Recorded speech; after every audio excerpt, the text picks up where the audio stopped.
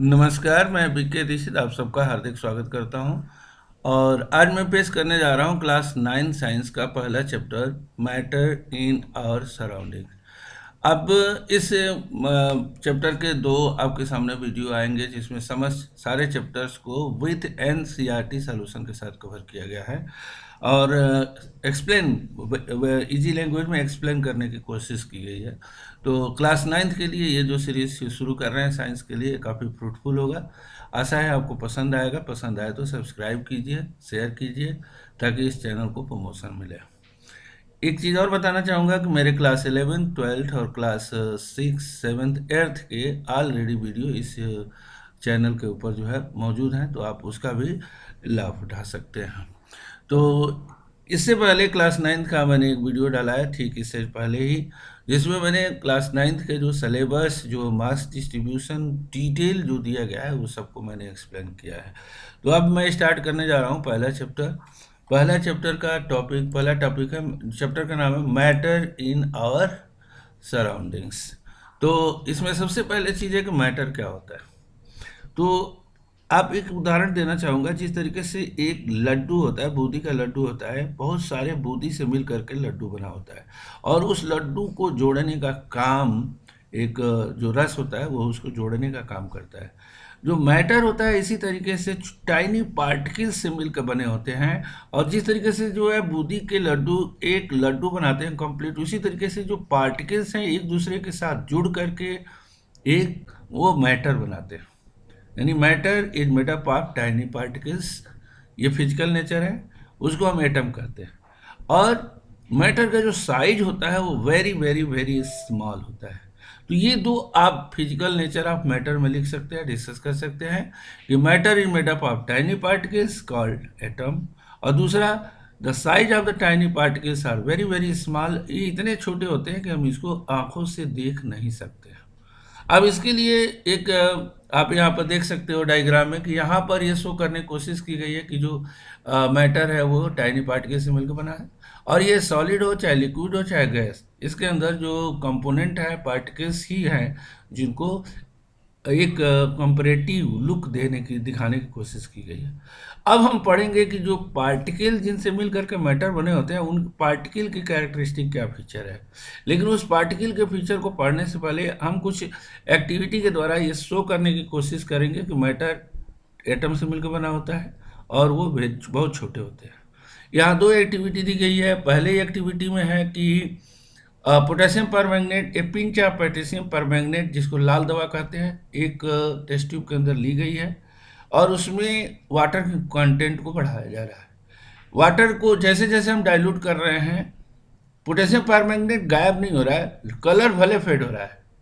तो ये शो कर रहा है कि जो पोटेशियम परमैंगनेट है वो छोटे छोटे टुकड़ों में टाइनी पार्टिकल्स के अंदर क्या हो रहा है, डिवाइड होकर के, और वाटर के जो इंटरमॉलिक्यूलर स्पेस है उसमें जाके छुप जा रहा है। लेकिन चूंकि उसका कलर पिंक कलर होता है वो डिसअपियर नहीं हो रहा है। तो ये शो कर रहा है कि चाहे आप इसको हम 1 लीटर या 1 लीटर का 1000 लीटर वाटर में भी हम ऐड कर दें तो 1 ग्राम पोटेशियम परमैंगनेट अपना कलर दिखाएगा। कलर दिखाने का मतलब ये हुआ कि वो इसमें प्रेजेंट है और बहुत ही छोटे पार्टिकल के रूप में प्रेजेंट है जो हमें दिखाई नहीं दे रहा है। दूसरा, आपको और अच्छी तरीके से क्लियर हो जाएगा कि अगर हम एक बीकर के अंदर साल्ट या शुगर को डिजॉल्व कर दें तो धीरे धीरे जो पार्टिकल के साइज होंगे वो छोटे छोटे होते जाएंगे और लास्ट में जाकर के वो पार्टिकल खत्म हो जाएगा, हमको दिखाई नहीं देगा। लेकिन अगर हम टेस्ट करें तो हमें वो साल्टी या अगर शुगर है तो स्वीट मीठा नजर आएगा।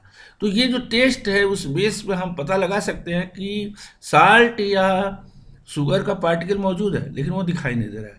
तो इससे इन दो एक्सपेरिमेंट से, इन दो एक्टिविटी से ये प्रूव हो रहा है कि जो मैटर है वो टाइनी पार्टिकल से मिलकर बना है और दूसरी चीज़ ये इतने छोटे होते हैं कि ये दिखाई नहीं देते हैं।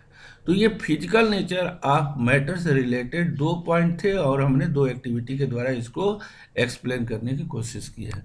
नाउ हम लोग ये पढ़ेंगे कि जो पार्टिकल्स हैं उनकी क्या कैरेक्टरिस्टिक है। तो characteristics of particles of matter, जो मैटर जिससे मैटर पार्टिकल जिससे मिलकर मैटर बना होता है, उसकी 3 प्रॉपर्टी यहाँ पर कोट की गई है। पहला प्रॉपर्टी है कि particles of matter have space between them. आप यहाँ डायग्राम में देखिए, ब्लू कलर के जो पार्टिकल्स हैं इसके बीच में ग्रीन कलर के बहुत सारे आपको स्पेस दिखाई देंगे। इनको हम इंटर मालिकुलर स्पेस या इंटर पार्टिकुलर स्पेस कहते हैं। इंटर का मतलब होता है कि दो मालिक्यूल या दो पार्टिकल के बीच में जो स्पेस होता है। जैसे आप इस स्पेस को देख सकते हैं, ये जो स्पेस है इनको हम इंटर पार्टिकुलर स्पेस या इंटर मालिकुलर स्पेस कहते हैं। ठीक है। दूसरी चीज, इसका मतलब यह है कि जो पार्टिकल्स हैं उनके बीच में स्पेस है, पहला कैरेक्टरिस्टिक। दूसरा कैरेक्टरिस्टिक है कि ये जो पार्टिकल है, यहाँ पर आप देख सकते हो कि यहाँ दो पार्टिकल के बीच में जो फोर्स है उसको शो किया गया है कि दो पार्टिकल एक दूसरे को अट्रैक्ट करते हैं, ऑलवेज अट्रैक्ट करते हैं, याद रखिएगा, ऑलवेज अट्रैक्ट करते हैं, रिपेल नहीं करेंगे, एक दूसरे को अपनी तरफ खींचते हैं। तो ये प्रॉपर्टी मौजूद रहती है पार्टिकल के अंदर। तीसरी पार्टिकल है कि ये तीसरा कैरेक्टरिस्टिक है कि ये पार्टिकल्स जो है वो मूव करते हैं। आगे जाके पढ़ेंगे, इस मूवमेंट को हम लोग ब्राउनियन मूवमेंट कहते हैं गैस की स्थिति में। तो ये पार्टिकल जैसे ही स्पेस मिलेगा, जैसे जैसे स्पेस ज़्यादा होगा, इनकी जो मोशन है वो ज़्यादा होगी। और ये याद रखिएगा, मोशन के पीछे जो रीजन होता है वो होता है काइनेटिक एनर्जी। यानी काइनेटिक एनर्जी जितनी बढ़ेगी उतना ही उसके अंदर मोशन होगा। तो ये तीन कैरेक्टरिस्टिक पार्टिकल का याद रखिएगा। पहला चीज़ क्या है कि स्पेस, अगर एक वर्ड से हम याद रखें, एक अगर हम कीवर्ड याद रखें स्पेस, तो हमको ये याद आ जाएगा कि मालिक्यूल के बीच में स्पेस होता है। दूसरा कीवर्ड क्या है? अट्रैक्शन, यानी फोर्स ऑफ अट्रैक्शन, यानी दो पार्टिकल के बीच में फोर्स ऑफ अट्रैक्शन लगता है। तीसरी चीज़ क्या है? मूवमेंट, यानी अगर देखा जाए तो पार्टिकल्स जो हैं वो मूव कर सकते हैं। और इसी मूवमेंट के कारण एक फिजिकल प्रोसेस इससे रिलेटेड डेवलप होता है, उसका नाम है डिफ्यूजन। अब डिफ्यूजन क्या है, आपको मैं एक एग्जांपल देकर के बताऊं। जैसे ही हम जो सेंटेड स्टिक होती है उसको हम बर्न करते हैं, तो इनिशियली जहाँ पर सेंटेड स्टिक यानी अगरबत्ती जहाँ पे होती है वहाँ स्मेल ज़्यादा होती है, एक अच्छी स्मेल होती है। धीरे धीरे वो पूरे कमरे में फैल जाता है। तो ये जो फैलने की जो प्रोसेस है, the process by which the smell spreading over the room, उसको हम डिफ्यूजन कहते हैं। यानी डिफ्यूजन क्या है? डिफ्यूजन का मतलब है कि movement of solute particles from higher concentration, a region of higher concentration to a region of lower concentration. यानी जहाँ पर कंसंट्रेशन ज़्यादा होता है वहाँ से लोअर कंसंट्रेशन की तरफ मूवमेंट होता है सॉल्यूट पार्टिकल्स का, उसको हम लोग कहते हैं डिफ्यूजन। एक उदाहरण और देना चाहूँगा कि अगर पोटेशियम परमैंगनेट वाटर बीकर, एक बीकर के अंदर अगर हम वाटर ले लें और एक पिंच हम पोटेशियम परमैंगनेट डाल दें, तो पहले जहाँ पर पोटेशियम परमैंगनेट होगा वहाँ पर पिंक कलर ज़्यादा होगा, बट धीरे धीरे धीरे धीरे पार्टिकल जब पूरे वाटर में फैल जाएंगे तो पूरा वाटर जो है पिंक कलर का हो जाएगा। तो जो प्रोसेस इसमें इन्वॉल्व होता है उसका नाम है डिफ्यूजन। अब इसके आधार पर कुछ एनसीईआरटी एक्सरसाइज क्वेश्चन है जो चैप्टर 3 में दिए गए हैं, तो आप देख लीजिए, ये क्वेश्चन से आंसर है, इसको एक्सप्लेन करने की जरूरत नहीं है। बस यहाँ पर एक बेसिक चीज़ ये है कि कौन matter, which are the following is matter. तो इसका जो आधार है वो यही है कि जिसमें मास और वॉल्यूम होगा वही मैटर होगा। तो देखिए चेयर में क्या है, मास वॉल्यूम दोनों है, ठीक है। इसके अलावा एयर में भी है, स्मेल में नहीं है, स्मेल में कोई वो नहीं है, ये हेट में नहीं है, एक तरह का ये एब्स्ट्रैक्ट थिंग है। एलिमेंट में होगा, इसी तरह से थर्ड विचार है, विचार में भी मास और वॉल्यूम नहीं होगा। कोल्ड में नहीं होगा लेकिन कोल्ड ड्रिंक में होगा। तो ये कुछ आंसर है, इसी तरीके के आप क्वेश्चन के आंसर आप पा सकते हैं। रीजनिंग है कि अगर कोई फूड है, हार्ट है, उस समय हमको उसकी स्मेल दूर तक आप महसूस कर सकते हैं, और जैसे ही वो कोल्ड होता है उसकी स्मेल क्या होती है, जब उसके नज़दीक जाएंगे तब हमको महसूस होगी। तो इसका कारण ये है कि जब टेम्परेचर हाई होता है, जब वो फूड हॉट होता है, तो जो पार्टिकल्स होते हैं उनकी काइनेटिक एनर्जी ज़्यादा होती है और वो दूर दूर तक मूव कर सकते हैं। देखिए यहाँ पर ये वर्ड आप ध्यान दीजिएगा कि मोर काइनेटिक एनर्जी, काइनेटिक एनर्जी ज़्यादा होगी, मोर kinetic energy and hence the rate of diffusion is more than the particle of cold food. ठीक है। इसके अलावा अगला अगर क्वेश्चन, आप क्वेश्चन के बाद क्वेश्चन के साथ आप पढ़ लीजिए, फिर आंसर देखिए, ट्राई कीजिए पहले क्वेश्चन को देखने की कि एक ड्राइवर जो है पानी के अंदर जब तैरता है तो वो वाटर करंट को कट करता है स्विमिंग उसमें, तो ये कौन से प्रॉपर्टी को शो करता है? Which property matter does this property show? तो प्रॉपर्टी, उस प्रॉपर्टी का जो नाम है वो क्या है? Particles of matter have intermolecular space and has less force of attraction. आप इस चीज़ को ध्यान याद रख सकते हैं कि उसके अंदर जो प्रॉपर्टी है वो क्या है, ये यहाँ हम अंडरलाइन कर रहे हैं, इंटरमॉलिक्यूलर स्पेस है, और दूसरी चीज है लेस फोर्स ऑफ अट्रैक्शन। अगला question, what are the characteristics of particle of matter? अभी आपके सामने डिस्कस किया, ये matter made up of particles, दूसरी पार्टिकल्स आर वेरी स्मॉल। ये सॉरी ये वो तो फिजिकल नेचर मैंने बताया। कैरेक्टरिस्टिक्स ऑफ पार्टिकल क्या होगा? तो तीन कैरेक्टरिस्टिक्स है। कौन कौन से तीन कैरेक्टरिस्टिक है? पहला ये है कि जो पार्टिकल्स होते हैं उनके बीच में स्पेस होता है, फोर्स ऑफ अट्रैक्शन भी होता है, पार्टिकल एक दूसरे को अट्रैक्ट करते हैं, और वो मूव कर सकते हैं। ये तीन कैरेक्टर आपके सामने ऑलरेडी डिस्कस कर चुका हूँ। नाउ कंटेंट पे आ जाइए। अगला टॉपिक है स्टेट ऑफ मैटर। तो matter exist in three state, जैसे सॉलिड, जैसे चाक, स्टोन, बोन, टीथ है, ये सब क्या है? सॉलिड स्टेट है। Liquid, water, milk, blood, petrol, cold drink. Gas में देखिए एयर है, क्लोरीन है, नाइट्रोजन, ऑक्सीजन, ये सब गैस स्टेज के। यदि कोई भी मैटर तीन फॉर्म में एग्जिस्ट होता है, इसके कुछ एग्जाम्पल्स दिए गए। अब ये वन बाय वन कैरेक्टरिस्टिक्स को देखते हैं। कुछ पॉइंट आपके सिलेबस में दिया है, उन्हीं पॉइंट को देखते हुए इसको एक्सप्लेन करने की कोशिश की गई है। देखिए जो सॉलिड्स होते हैं, अगर वैल्यू पॉइंट देखा जाए, यानी इनमें जो पॉइंट जिसको आपको रिमेंबर करना है उसको अगर देखा जाए तो वो क्या है, वो चीज़ देखिए। ये देखिए कि जो सॉलिड्स होते हैं उनका जो डेफिनिट शेप एंड वॉल्यूम होता है, शेप और वॉल्यूम दोनों डेफिनिट होगा। दूसरी चीज़, इंटरमॉलिक्यूलर स्पेस बहुत ही कम होंगे। तीसरी चीज़, जो फोर्स होता है, मॉलिक्यूलर जो फोर्स होता है वो मैक्सिमम होता है। जब देखिए जब स्पेस कम होगा, पार्टिकल के बीच में स्पेस कम होगा, डिस्टेंस कम होगा, तो फोर्स ज़्यादा होगा। ये इसके अलावा जो सॉलिड्स के अंदर, solids are rigid and has negligible compressibility. चूँकि पार्टिकल जो होते हैं वो एक दूसरे के काफ़ी क्लोज होते हैं, इसलिए जो है इनके बीच में कंप्रेसिबिलिटी कम होती है, यानी उनको प्रेस नहीं किया जा सकता है या कम प्रेस किया जा सकता है। फ्लूइडिटी नहीं होती है। Particles of solid can not move, particles move नहीं कर सकते हैं, यानी काइनेटिक एनर्जी कम होती है। एक पॉइंट और है जिसको मैं बताना चाहूँगा कि सॉलिड की डेंसिटी लिक्विड और गैस से ज़्यादा होती है, यानी सॉलिड्स हैव मोर डेंसिटी। अगला अगर टॉपिक देखा जाए लिक्विड का, अगर हम कंपेयर करें तो यहाँ पर एक चीज़ ध्यान दीजिएगा कि इसका शेप डिफिनिट नहीं होता है। यहाँ देखिए नो डिफिनिट शेप, लेकिन वॉल्यूम शेप उससे फिक्स होता है। मिल्क 1 लीटर क्लियर है, वो आप कह सकते हैं, वो आप थाली में लीजिए, बाल्टी में लीजिए, गिलास में लीजिए, वो 1 लीटर ही रहेगा।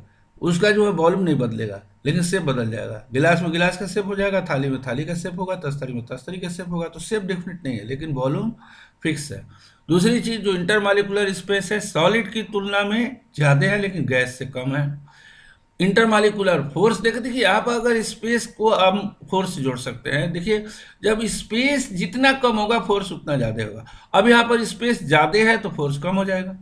इसी तरह से लिक्विड के अंदर रिजिड नहीं होते हैं। आप किसी गुब्बारे के अंदर पानी भर दीजिए, उसको प्रेस कर सकते हैं, लेकिन उसके अंदर रेत भर दीजिए, बालू, सैंड, तो वो नहीं प्रेस होगा। ठीक है ना? इसका मतलब कि उसके अंदर वो रिजिड उतना ज़्यादा नहीं होता जितना सॉलिड होते हैं, और फ्लूइडिटी भी उनकी ज़्यादा होती है, मूव कर सकते हैं। ठीक है? और कंप्रेसिबिलिटी सॉलिड की तुलना में ज़्यादा नहीं होती है, लेकिन गैस से ज़्यादा उसके अंदर सॉलिड्स के अंदर कम कंप्रेसिबिलिटी होती है, उससे ज़्यादा लिक्विड के अंदर होती है। अगर हम डेंसिटी भी देखें तो डेंसिटी सॉलिड से कम होगी, लेकिन गैस से जो है ज़्यादा होगी। पार्टिकल जो है मूव कर सकते हैं, बट एक सर्टेन लिमिट तक, वो बियॉन्ड द लिमिट नहीं जा सकते। तो ये हो गया आपका लिक्विड की प्रॉपर्टी। अगर इन्हीं पॉइंट पर हम गैस की प्रॉपर्टी को कंपेयर करें तो इसका शेप और वॉल्यूम कुछ भी फिक्स नहीं होता है। Definite shape, no definite shape and volume. या देखिए स्पेस मैक्सिमम होगा तो फोर्स कम हो जाएगा, मिनिमम हो जाएगा। Gases are not rigid, not at all. Gas को की कंप्रेसिबिलिटी भी ज़्यादा होगी, जब रिजिड नहीं होगा तो कंप्रेसिबिलिटी ज़्यादा होगी। गैस है मैक्सिमम फ्लूइडिटी, लिक्विड से भी ज़्यादा फ्लूइडिटी होगी। और इसका कारण है कि पार्टिकल्स एक दूसरे से बहुत दूर दूर होते हैं, इनकी काइनेटिक एनर्जी ज़्यादा होती है, तो मूव भी बहुत कर सकते हैं, एट लार्ज एक्सटेंट ये कैन मूव कर सकते हैं। और particle of gases can move freely in any direction. और डेंसिटी सबसे कम होती है, याद रखिएगा, डेंसिटी सबसे ज़्यादा सॉलिड, फिर लिक्विड, उसके बाद सबसे कम गैस की होती है। यहाँ पर कुछ कंपैरिजन दिया हूँ, क्योंकि ऑलरेडी हम आपके साथ कैरेक्टर डिस्कस कर चुके हैं। तो शेप एंड वॉल्यूम सॉलिड में डिफिनिट होगा, लिक्विड में वॉल्यूम डिफिनिट होगा, शेप नहीं डिफिनिट होगा। गैस में कुछ भी डिफिनिट नहीं होगा, यहाँ तो neither shape nor volume. Compressibility solid में निग्लेजेबल होती है, लिक्विड में एट सर्टेन एक्सटेंट होती है, गैस में सबसे ज़्यादा कंप्रेसिबिलिटी होती है। इंटरमालिकुलर स्पेस एंड फोर्स, देखिए एक साथ इस कैरेक्टर को लेने का पर्पज है कि इंटरमालिकुलर स्पेस अगर लिस्ट होगा तो फोर्स हाई होगा, यहाँ पे मॉडरेट होगा, यानी सॉलिड से जो है ये सॉलिड से ज़्यादा होगा, और कंप्रेसिबिलिटी सॉलिड से, स्पेस जो है फोर्स सॉलिड से कम होगा। ऐसे यहाँ पे हाई होगा, यानी स्पेस ज़्यादा होगा, और स्पेस जब ज़्यादा होगा तो फोर्स कम हो जाएगा, सबसे कम हो जाएगा। रिजिडिटी एंड फ्लूइडिटी, ऐसे यहाँ पर हमने कैरेक्टर्स को एक साथ कंपेयर करके आपको समझाने की कोशिश की है। होप आपको समझ में आ गया होगा। कोई डाउट हो आप डिस्क्रिप्शन क्वेश्चन आप पूछ लीजिए, मैं ऑलवेज आपके क्वेश्चन को आंसर देने के लिए तत्पर रहूँगा। यहाँ पर देखिए कुछ डायग्राम्स है। सॉलिड में देखिए पार्टिकल्स एक दूसरे से काफ़ी डेंसली पैक्ड है, लिक्विड में स्पेस ज़्यादा है तो फोर्स कम है, गैस में तो एकदम बहुत ही कम, स्पेस बहुत ज़्यादा होगा, फोर्स बहुत कम होगा, तो डेंसिटी भी इसकी कम होगी। फिर यहाँ पर देखिए एनसीईआरटी एक्सरसाइज क्वेश्चंस है, मैं इसके ऊपर बहुत जोर नहीं देना चाहता हूँ। आप NCERT exercise question description box में भी पूरा आप देख सकते हो। क्वेश्चन आपको नहीं समझ में आता है, आंसर आप देख लीजिए इसमें, इसलिए मैं इसको बहुत ज़्यादा डिस्कस नहीं करना चाहता हूँ। हाँ, जो क्वेश्चन आपको डिस्कस करने लायक लगेगा वो मैं, जैसे रीजनिंग वाले क्वेश्चन को मैं ज़रूर डिस्कस करूँगा। A gas filled completely the vessel in which it is kept.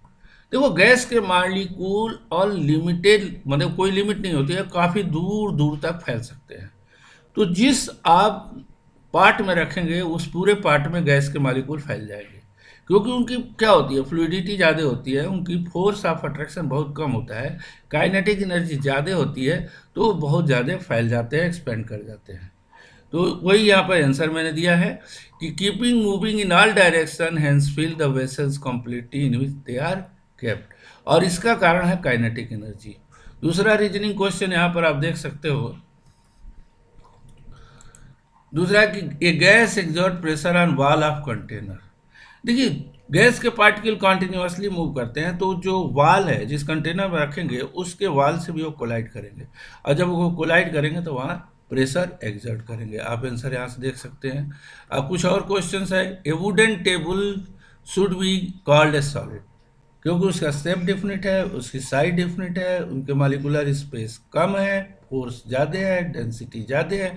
जितने कैरेक्टर बताए उस आधार पर आप इसको कंपेयर कर सकते हो, इनको कंप्रेस नहीं किया जा सकता है। अच्छा, we can easily move our hand, हम अपने हाथ बड़े आसानी से मूव कर सकते हैं, but do not the same through a solid block. आप अगर आप हवा में हैं आप हाथ मूव कर सकते हैं, लेकिन अगर दीवार में अगर आपको चुन दिया जाए तो आप हाथ नहीं घुमा पाएंगे। क्यों? क्योंकि वो डेंसली पैक्ड है। सॉलिड के जो पार्टिकल्स होते हैं they are packed densely, space नहीं होता है उनके बीच में, ठीक है ना, और फोर्स ऑफ अट्रैक्शन पार्टिकल्स के बीच में ज़्यादा होते हैं, इसलिए आप डेंसिटी भी ज़्यादा होती है, तो आप हैंड को फ्रीली मूव नहीं कर सकते हैं, जैसे कि जो कराटे एक्सपर्ट्स होते हैं। अब इसके बाद से ये क्वेश्चन है कि liquid generally have lower density. Lower density का कारण है कि लेस पैकिंग होती है, लेस क्लोज पैकिंग होती है, पार्टिकल्स जो एक दूसरे से दूर दूर होते हैं। सॉलिड की तुलना में सॉलिड में जहाँ वेरी क्लोज होते हैं तो उनकी डेंसिटी ज़्यादा होती है। भाई डेंसिटी क्या होती है? डेंसिटी होती है मास अपॉन वॉल्यूम। यानी एक पर्टिकुलर वॉल्यूम में अगर जितना ज़्यादा मास होगा, जितने ज़्यादा पार्टिकल्स पैक होंगे, उतनी डेंसिटी ज़्यादा होगी। तो सॉलिड में पैकिंग ज़्यादा होती है, लिक्विड में थोड़ा मॉलिक्यूल्स कम होते हैं, गैस में तो बहुत ही कम होते हैं। तो डेंसिटी सॉलिड की सबसे ज़्यादा होती है। तो इसीलिए जब लिक्विड की उससे कम होगी, गैस की सबसे कम होती है। तो आप इसको पढ़ के आप समझ सकते हैं। ये इस चैप्टर का पहला वीडियो था, आपके सामने मैंने प्रस्तुत किया है, एक्सप्लेन करने की कोशिश की है। कैसा लगा आप कमेंट करके ज़रूर बताइएगा। अच्छा लगे तो शेयर कीजिएगा, सब्सक्राइब तो आप ज़रूर करेंगे। Hope you will help me to spread the channel and और भी लोगों को इसका फ़ायदा मिले, इसकी कोशिश कीजिएगा। Thank you very much.